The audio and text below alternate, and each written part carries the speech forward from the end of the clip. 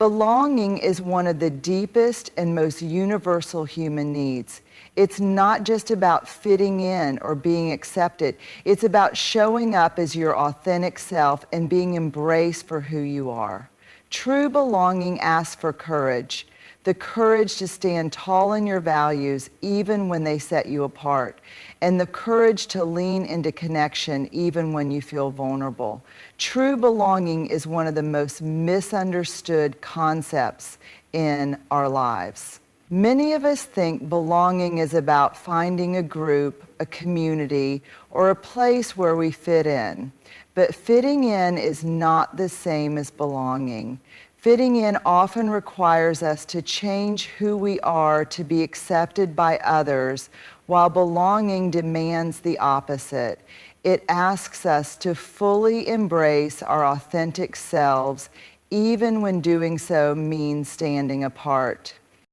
To truly belong, we must first belong to ourselves. This means knowing who we are, what we value, and what we stand for. It means having the courage to say, "This is me," even when others may not agree or when the path we walk feels lonely. Standing alone can feel isolating, but it is also where the most profound sense of belonging begins. It's in those moments of alignment with our truth that we honor our own worth and dignity. However, true belonging doesn't stop there. While it requires the strength to stand alone, it also calls for the vulnerability to stay open to connection. This duality is what makes belonging both a courageous and deeply human endeavor. Being true to ourselves without shutting others out is the real challenge. It's easy to close ourselves off when we feel misunderstood or rejected.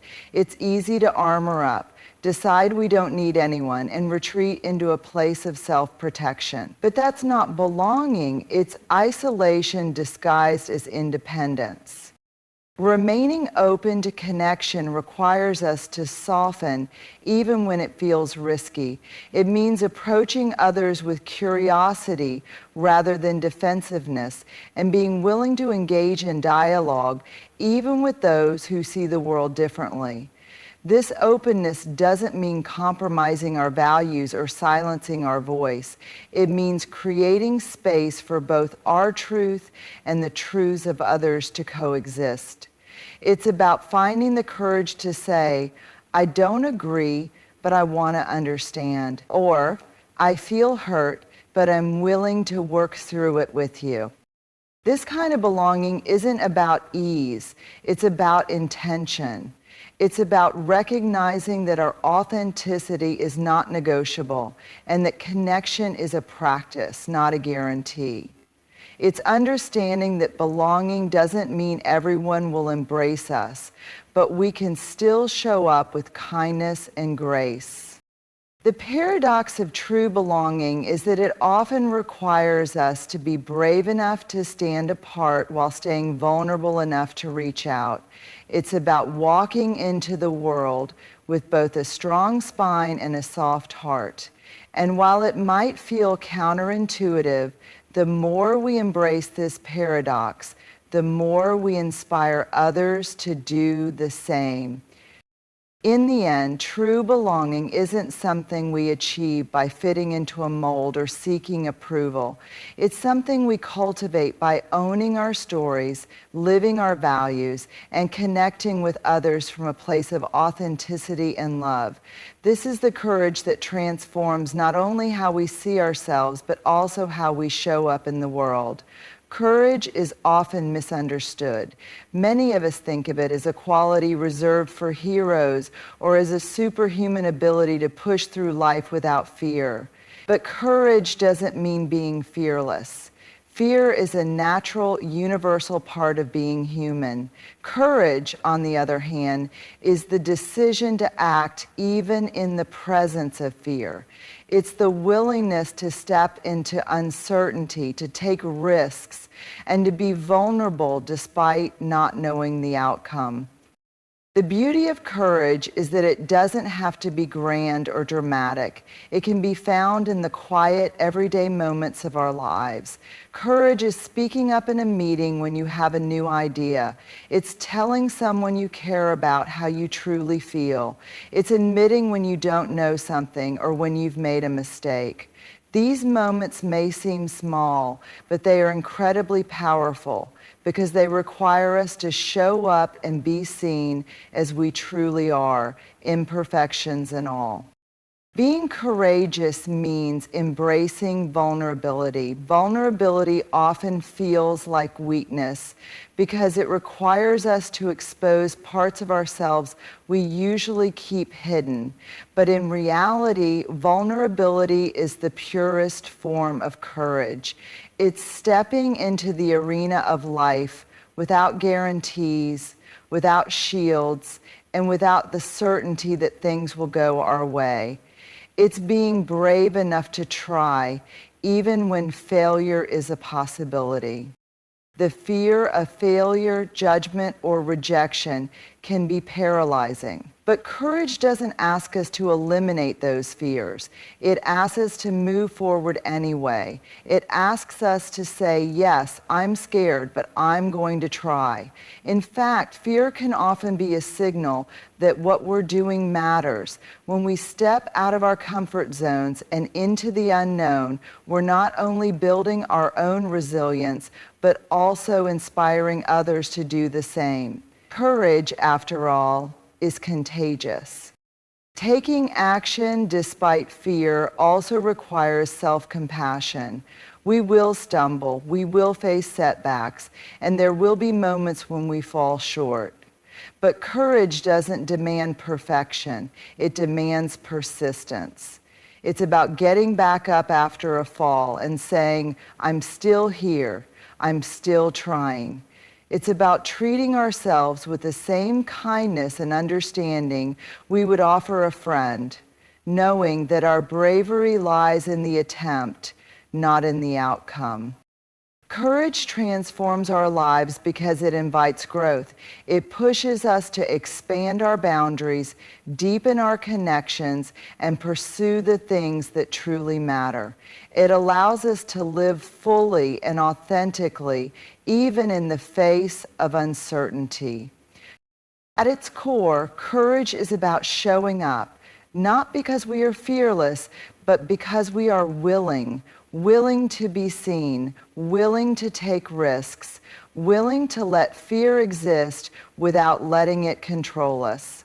When we choose courage, we choose to live boldly, with open hearts and resilient spirits, creating a life that reflects our deepest values and aspirations. At the heart of every meaningful connection lies a simple truth. Communication is not just about exchanging words. It's about understanding, empathy, and trust. Constructive conversations go beyond surface-level dialogue. They create spaces for real connection, growth, and collaboration. For conversations to be truly constructive, they require 3 essential ingredients: vulnerability, empathy, and the willingness to listen wholeheartedly. Vulnerability is the foundation of every honest conversation. It's the courage to show up as you are without pretense or armor. Vulnerability means being willing to share your thoughts, feelings, and concerns, even when it feels uncomfortable. It's about saying, here's where I stand, and this is how I feel, while accepting that others may not agree. This openness invites authenticity and signals to others that it's safe for them to be real too. Yet vulnerability alone isn't enough. Constructive conversations also demand empathy, the ability to step into someone else's shoes and see the world through their eyes. Empathy requires us to set aside our assumptions and judgments and approach others with genuine curiosity. It's not about agreeing with everything someone says. It's about honoring their humanity and acknowledging their experiences as valid and worthy of being heard. Empathy is transformative because it shifts the focus from proving a point to seeking understanding. It creates bridges where there might otherwise be walls. When someone feels truly heard and seen, they're more likely to lower their defenses and engage in meaningful dialogue. The third key element is the willingness to listen wholeheartedly. Listening is often taken for granted, but is one of the most powerful tools for building trust and resolving conflicts. Wholehearted listening means giving your full attention, not just waiting for your turn to speak or formulating a rebuttal in your mind. It's about being present, tuning into both the words and emotions being expressed, and responding with thoughtfulness. When we listen deeply, we communicate to others that their perspective matters. This kind of listening often requires us to sit with discomfort, especially when we hear things we don't agree with or when emotions run high. It's tempting to interrupt, defend, or dismiss. But true listening means resisting those urges and staying open to what the other person is sharing. Constructive conversations also require us to embrace imperfection. Not every discussion will go smoothly, and that's okay. What matters is the intention to engage with honesty, humility, and care. Sometimes we'll make mistakes, say the wrong thing, or misunderstand someone. But those moments can also become opportunities to repair and strengthen the connection. When vulnerability, empathy, and wholehearted listening come together, they create a powerful foundation for communication. They allow us to address challenges, navigate differences, and build relationships rooted in mutual respect and understanding. In a world where divisiveness often dominates, constructive conversations remind us of our shared humanity. They teach us that dialogue isn't about winning, but about learning, growing, and connecting in ways that leave us all better than we were before. Conversations have the power to connect us, heal wounds, and bridge divides. But this doesn't happen by accident. Constructive dialogue, especially when navigating differences, requires effort, courage, and the willingness to embrace discomfort. True connection is forged not in the ease of agreement, but in the challenges of understanding one another. Building bridges in conversation starts with acknowledging the discomfort of the process and leaning into the profound truth of our shared humanity.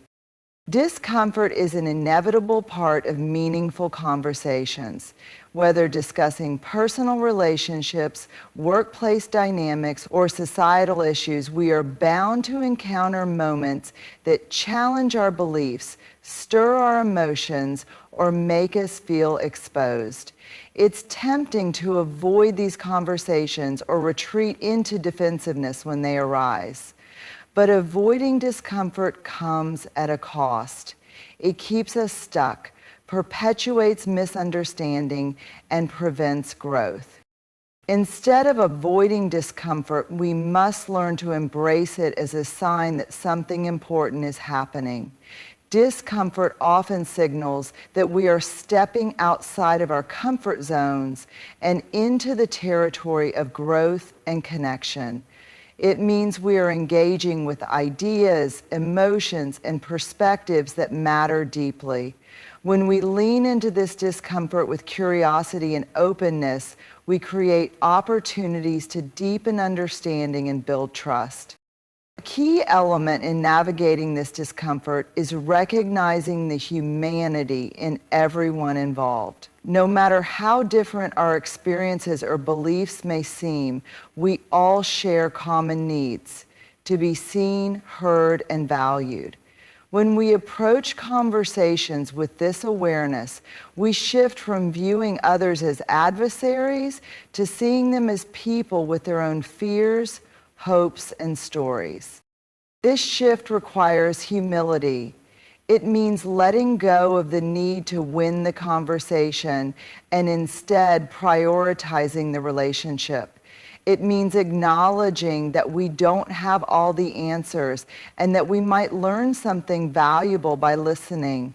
Humility allows us to approach even the most challenging conversations with an open mind and heart, making room for connection rather than division. Active listening plays a critical role in building these bridges. Listening with intention and empathy means putting aside our need to respond or defend and instead focusing fully on what the other person is saying. It's about asking thoughtful questions, reflecting on what we hear, and seeking to understand rather than to be understood. This kind of listening fosters a sense of safety and respect, paving the way for mutual understanding. It's also important to remember that building bridges doesn't mean compromising your values or abandoning your truth. Instead, it's about finding common ground while honoring your own authenticity. Constructive conversations allow us to express ourselves fully while remaining open to the perspectives of others. Ultimately, building bridges in conversations is about choosing connection over conflict and understanding over judgment.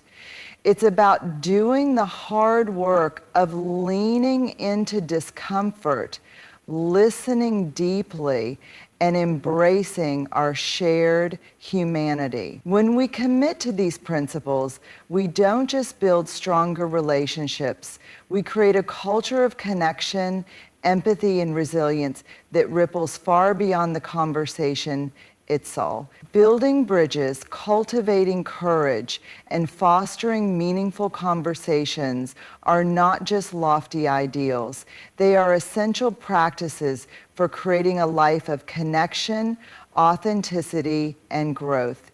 True belonging calls us to embrace who we are while remaining open to others. Courage asks us to step into discomfort, to risk vulnerability, and to act even when fear looms large. Constructive conversations invite us to listen deeply, speak honestly, and seek understanding over division. These practices are not always easy, but they are profoundly worthwhile. They remind us that growth and connection come from stepping outside our comfort zones and leaning into the humanity we all share.